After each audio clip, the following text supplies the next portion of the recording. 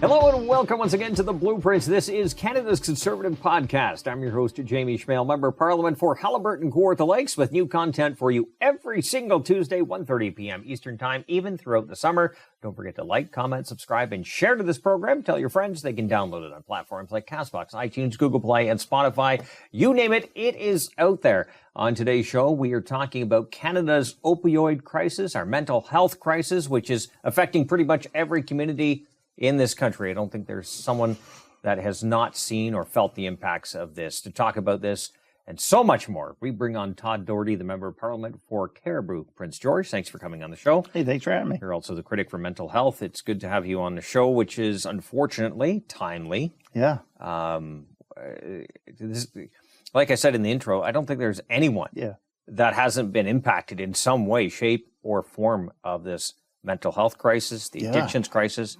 You have a very touching story yourself.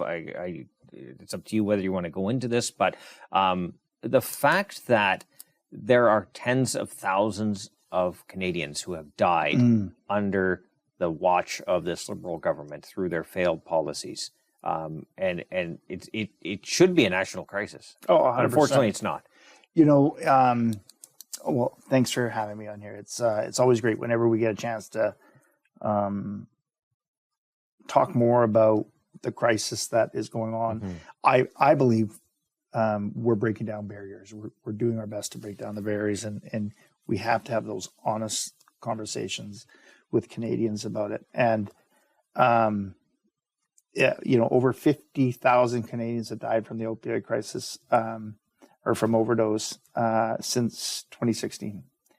Our new Prime Minister, the man with the plan, is on record as saying it's a challenge, it's not a crisis. Yeah. Overdose in my province is the leading cause of death for youth aged 10 to 18. That's crazy. Overdose is the leading cause of death for 10 to, I believe, 54 in our province. That is nuts. And we're not seeing any end in sight. I mean, we're powerless to stop the drugs from going into our communities. We've seen how our communities have absolutely been turned into war zones, and no one family is immune to it. I've been very open about our family's struggles with it. My brother still lives on the streets. I lost my brother-in-law to overdose in 2008. I lost my uncle as well too, and it's something that hits all of us. It's shocking the number of families that have reached out to me in the years of being elected, thanking us for the work that we did either in the last session with our health committee led by Doc Ellis and Layla Goodrich and myself, and the work that we did in the opioid file. Single-handedly, the work that we did, I honestly believe it was the work that we did in that committee to get British Columbia to stop their decriminalization experiment, which saw drugs and drug paraphernalia and hard drugs being sold in pop-up businesses in British Columbia, in the Lower Mainland, and even vending units, right? Yeah. With drug paraphernalia. I tell the story about Brianna McDonald. She turned 12 on my son's birthday, July 4th of last year, and she died on my daughter's birthday, August 23rd. She was found overdosed in a homeless encampment. She was 13. Her best friend, Chayton Point, died by overdose just a little while after that as well. And it's just nonstop. Yeah. I read some of the names in the House last week during question period and challenged this government to take it for what it is, as you said, a national crisis. It's not a challenge, it's a crisis. Well, I want to first, before I get into some other lines, commend you, because it was you, for your work to get the 3-digit suicide hotline in place. I think it's important to recognize the fact that that's something you can live with forever, knowing that you brought that in and probably saved countless lives because of it. So thank you for bringing that in. You actually, as you said earlier, you forced and guilted the Liberals. They didn't want to do this. 1,000 days, we beat them up. They did not want to do this. And finally, so they're supposed to be the party of compassion. Yeah. No, they're not. It's conservatives that have the heart to this. Yeah. But even on that note, sorry if I can just interrupt for a second. You know, I talk about my best friend who died by suicide when we were in high school, and really was the catalyst for me throughout my life to do whatever we can for suicide prevention. And it was 39th anniversary 2 weeks ago of his death, and lives with you every day. And those families that deal with it, families and friends and colleagues, and you go through life with the coulda, woulda, shouldas. And so I appreciate you raising that, because it is something that we need to be doing more, because we still have a suicide epidemic in our country as well. Yeah. And it's all part and parcel. That's right. You know, the addictions, the suicide. Yeah, we are in a mental health crisis in our country, and we have to take it that way. And it all comes together, right? We have the Liberals using a failed drug policy, you know, as you said, allowing hardcore drugs to be sold willy-nilly on the streets, creating that addiction. You also have a relaxed justice system that allows people out on bail for doing the most serious of consequences. And even if they are convicted, chances are they'll have a lesser sentence 100%. Given to them.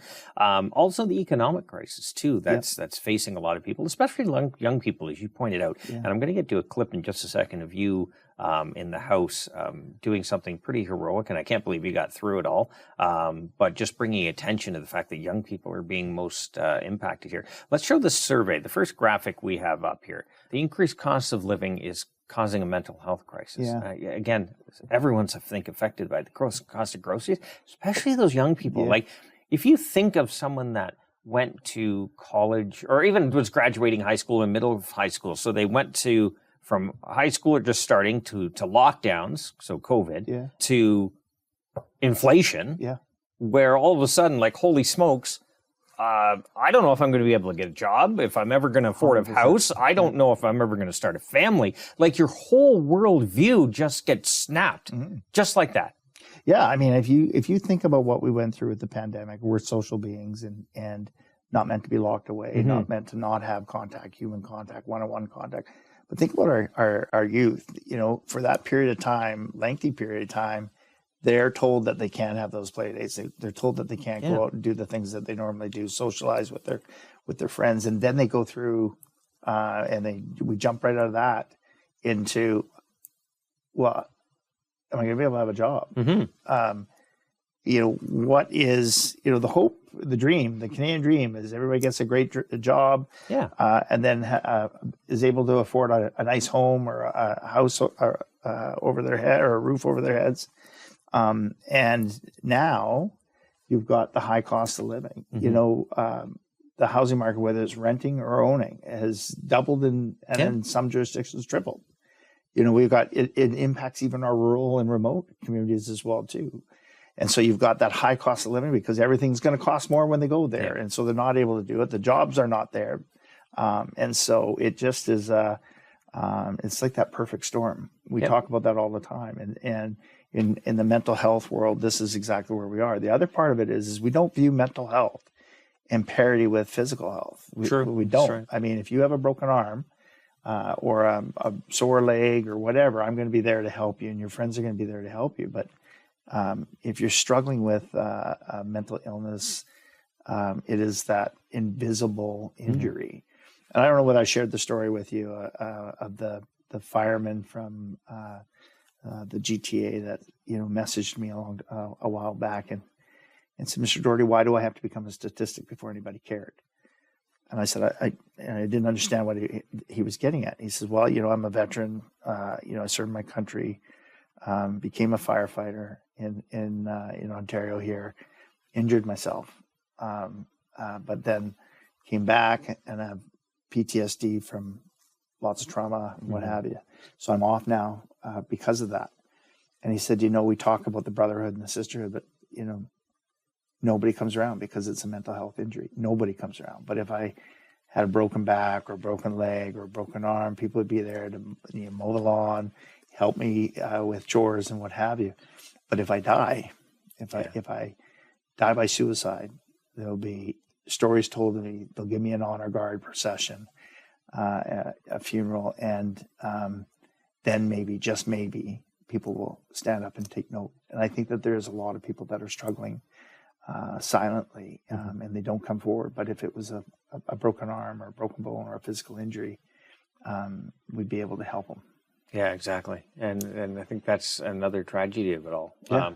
Again, going back to your work, you and others on the health committee, and you being the critic for I don't know how many years now. Yeah. But in 2021, we ran a campaign to treat mental health as healthcare, which I think large in part to your leadership on this file. And again, we ran again on 2025 on expanding the mental health and addictions and that kind of compassion. Our pledge was to create 50,000 beds for recovery and centers across all across our country in honor of the over 50,000 deaths that we've had since 2016. What an amazing policy moving forward. We were going to invest in recovery and really invest in Canadians, because right now there is no hope. Families are waiting a long period of time to get their loved ones in for care. Many and often their addictions just perpetuated because of the safe supply that's being handed out, or the safe supply that's being traded for harder and harder drugs, or sold to our youth, which are now that youth are now becoming more and more addicted to this because they're trying it. And so we have to do everything in our power to make sure that we are breaking that cycle. And the left was supposed to be all anti-big pharma, right? But all we've seen from them is more money going into big pharma. 100%. The fact that you would see record number of Canadians dying and not really think that much of it. And even the media, right? Like if this happened under our watch, I guarantee you there would be expert panels, there would be nonstop discussions, people sitting around tables like this with their mugs talking about how the mental health crisis and the Conservatives call this or whatever. But the media just yawns. It's absolutely baffling. And let's just, not talk about our own communities for a moment. Let's just talk about what's here in this community.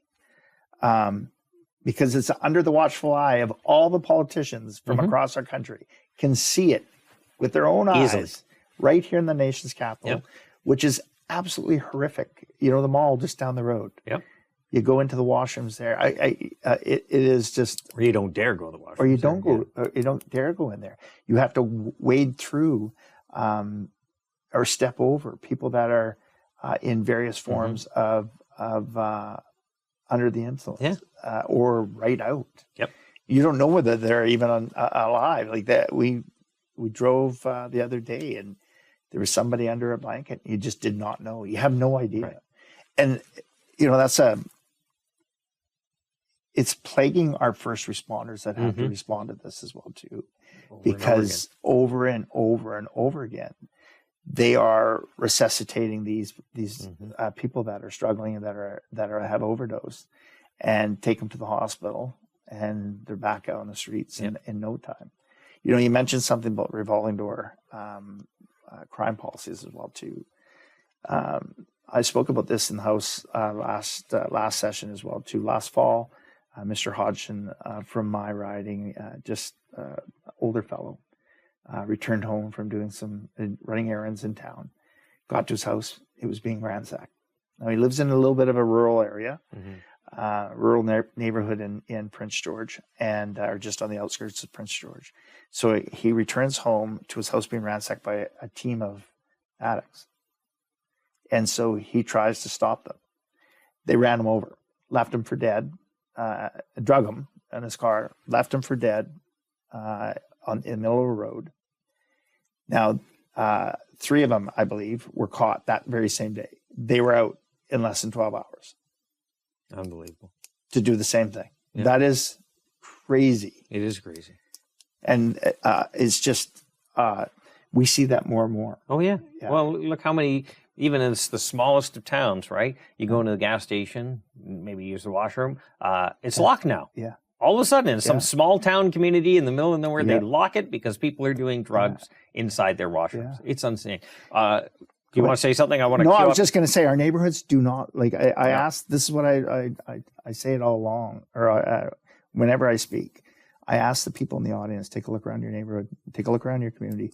Does it look the same as it did 10 years ago? Not even close. Not even close. None. No matter where they are, no how small, rural, remote, doesn't matter. Let's cue up cut 1 here. So this is you in the house. Pretty tragic news in your community here. I'll play the cut, then ask you a few questions. Play cut 1. Tyler Dunlap, 17. Sydney McIntyre Starco, 18. Evelina Baldelli, 16. Camilla Sward, 14. Elliot Yurchuk, 16. Mathis Boyven, 15. Darian Clayton Fleet, 18. Nakia Sugar, 15. Catherine McParlin, 19. Logan Williams, 16. Chayton Point, 13. Brianna McDonald, 13. The leading cause of death for youth in my province of British Columbia is overdose. Kids. And they're dying. If this isn't a crisis, what is? That's a good question, Todd. Yeah. Yeah, we didn't get an answer. No. Well, we got an answer, but it was all garbage anyways. Yeah. Yeah. It's heartbreaking. Like those are young teens. Yeah. Like 13, you said. Like, holy smokes. Yeah. No help for these people. No. As a matter of fact, Brianna's mom and dad took her into the hospital over 34, 35 times. The last time being just 2 days before she was found passed. And they were essentially told if she wants to kill herself, that's her prerogative. The last time the nurses and the doctors gave her needles in a cooking spoon and a pamphlet to show her how to do the drugs better. That's incredible. That's the truth. Access to healthcare, it's an important thing, but even when you have this kind of, delays in accessing treatment, whether you can get it or not, maybe that's not even a delay, maybe that's not even possible. Right. Well, over 7 million Canadians don't have a primary care physician. And that's the first point to access any help. 100%. Yeah. If you just go in the ER, they're not following up for the most part. Yeah. But that is a form of rationing. Yeah. When you talk about healthcare access. Right. If you can't even get it because of delays, that's rationing healthcare. 100%. And if unfortunately people are being told, well, the veterans that were told, I need a chairlift. Well, have you considered suicide? This denial of service, I think, is helping to expand this crisis. It's a scary, it's a scary situation where we are, where you've got veterans that have served our country when they're phoning Veterans Affairs and they're getting, explaining the issues that they're going through, and the voice on the other end, instead of offering help, is suggesting medical assistance. And the Liberals just don't seem to care. The party of compassion. Well, and as you said, the media is not even catching up. Nobody is. It's unbelievable. Yeah, like 50,000. That's bigger than the biggest community in my area. That's right? More people than died. More Canadians have died since 2016 than have died in World War II. Just to show you the impact of that. Yeah. Yeah, it's unbelievable. And young people and our youth.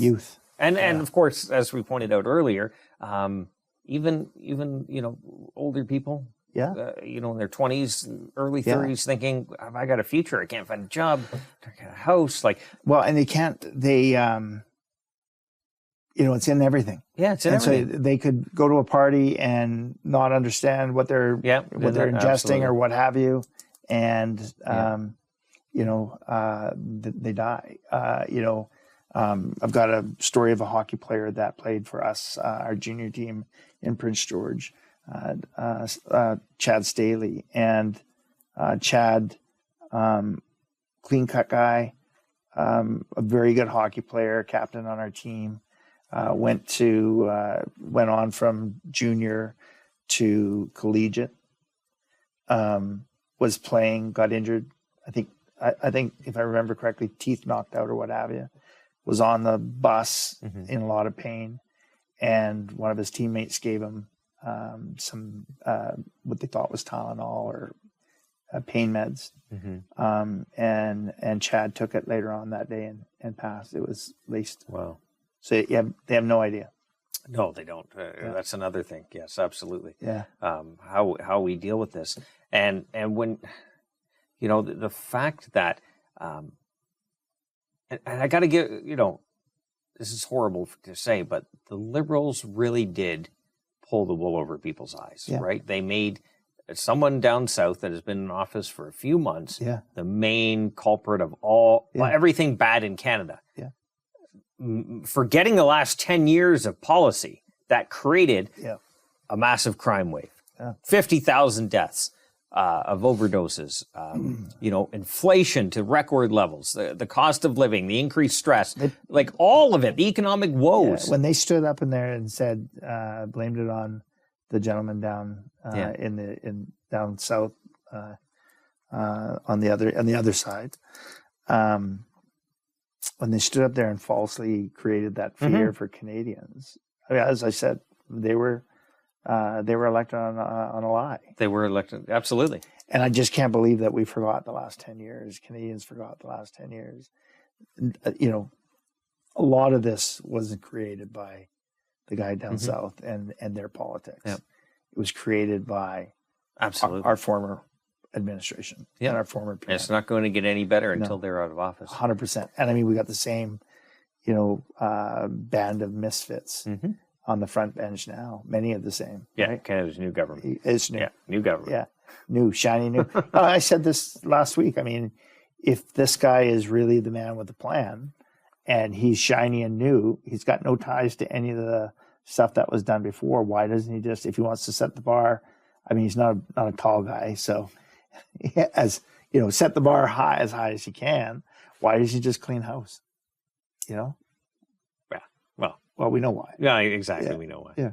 Todd, we're pretty much out of time. All right. As you know, the guests always get the last word. So I got a lot to talk about. The floor is yours. Yeah, no, I just think I appreciate you doing this. As I said earlier on, it's always a good opportunity to raise awareness of what we're doing.